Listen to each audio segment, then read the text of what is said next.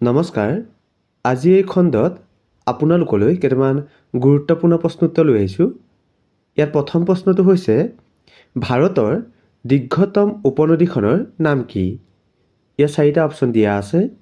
এ Barak, B Brahmaputra, C Godavari, D Yamuna. এই চাৰিটাৰ ভিতৰত শুদ্ধ উত্তৰ কোনটো হ'ব?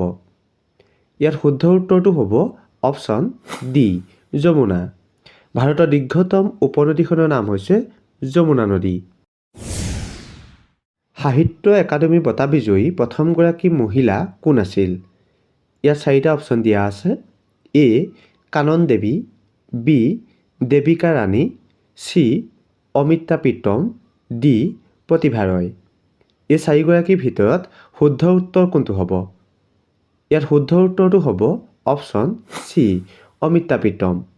সাহিত্য একাডেমী বঁটা বিজয়ী প্ৰথমগৰাকী মহিলা হৈছে অমিতা প্ৰীতম। গেংটক তলত উল্লেখ কৰা কোনখন ৰাজ্যৰ ৰাজধানী চহৰ? ইয়াত চাৰিটা অপশ্যন দিয়া আছে। এ ত্ৰিপুৰা, বি ছিকিম, চি ৰাজস্থান আৰু ডি দিয়া আছে মেঘালয়। এই চাৰিটাৰ ভিতৰত শুদ্ধ উত্তৰ কোনটো হ'ব? ইয়াত শুদ্ধ উত্তৰটো হ'ব অপশ্যন বি ছিকিম। গেংটক ছিকিমৰ ৰাজধানী চহৰ। অন্ধ্ৰপ্ৰদেশৰ প্ৰতিষ্ঠা দিৱস কোন তাৰিখে পালন কৰা হয়? ইয়াতে চাৰিটা অপশ্যন দিয়া আছে। A 20 June, B 5 September, C 1 November, D 2 December. এই চাৰিটাৰ ভিতৰত শুদ্ধ উত্তৰ কোনটো হ'ব? ইয়াত শুদ্ধ উত্তৰটো হ'ব অপশ্যন চি 1 নৱেম্বৰ। অন্ধ্ৰপ্ৰদেশৰ প্ৰতিষ্ঠা দিৱস 1 নৱেম্বৰ তাৰিখে পালন কৰা হয়।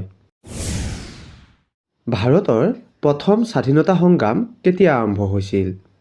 ইয়াতে চাৰিটা অপশ্যন দিয়া আছে। এ 1857 চনত, বি 1875 চনত, চি 1905 চনত আৰু ডি দিয়া আছে 1919 চনত। এই চাৰিটাৰ ভিতৰত শুদ্ধ উত্তৰ কোনটো হ'ব? ইয়াত শুদ্ধ উত্তৰটো হ'ব অপশ্যন এ 1857 চনত। ভাৰতৰ প্ৰথম স্বাধীনতা সংগ্ৰাম 1857 চনত আৰম্ভ হৈছিল। এ চুইটেবল বয় নামৰ বিখ্যাত গ্ৰন্থখন তলত উল্লেখ কৰা কোনগৰাকীয়ে ৰচনা কৰিছিল? ইয়াতে চাৰিটা অপশ্যন দিয়া আছে। A Arindam Chowdhury, B Vikram Seth, D Anita Nair, D Sunil Gavaskar. এই চাৰিগৰাকীৰ ভিতৰত শুদ্ধ উত্তৰ কোনটো হ'ব? ইয়াতে শুদ্ধ উত্তৰটো হ'ব অপশ্যন বি বিক্ৰম শেঠ। এ চুইটেবল বয় নামৰ বিখ্যাত গ্ৰন্থখন বিক্ৰম শেঠে ৰচনা কৰিছিল।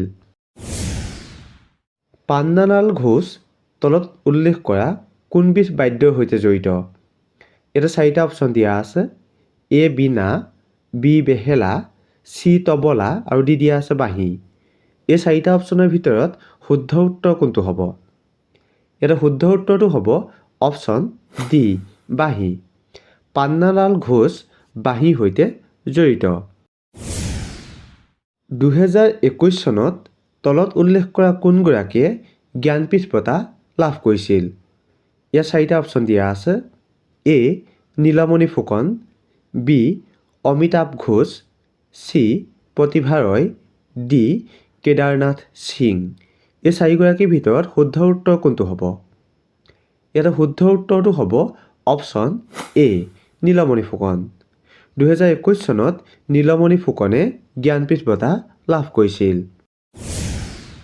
নৰেন্দ্ৰ মোদী ষ্টেডিয়াম ভাৰতৰ ক'ত অৱস্থিত? ইয়াত চাৰিটা অপশ্যন দিয়া আছে। A Kanpur, B Ahmedabad, C Kolkata, D Patiala. এই চাৰিটা অপশ্যনৰ ভিতৰত শুদ্ধ উত্তৰ কোনটো হ'ব? ইয়াতে শুদ্ধ উত্তৰটো হ'ব option B Ahmedabad. Narendra Modi stadium ভাৰতৰ আহমেদাবাদত অৱস্থিত।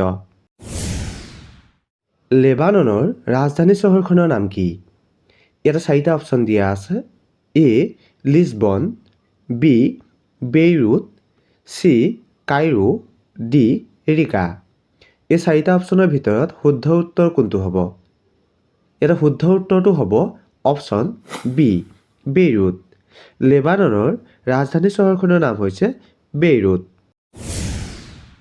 এইটো খণ্ডত আপোনালোকলৈ আগবঢ়োৱা প্ৰশ্নটো হৈছে জাৰ্মানীৰ ৰাজধানী চহৰখনৰ নাম কি? ইয়াত 4টা অপশ্যন দিয়া আছে। A Rome, B Paris, C Berlin, D Tokyo'. এই 4টা অপশ্যনৰ ভিতৰত শুদ্ধ উত্তৰ কোনটো হ'ব আপোনালোকে কমেণ্ট কৰি জনাব। আৰু যিসকলৰ ভিডিঅ'টো চাই ভাল লাগিলে আগলৈ শ্বেয়াৰ কৰি দিব। ধন্যবাদ।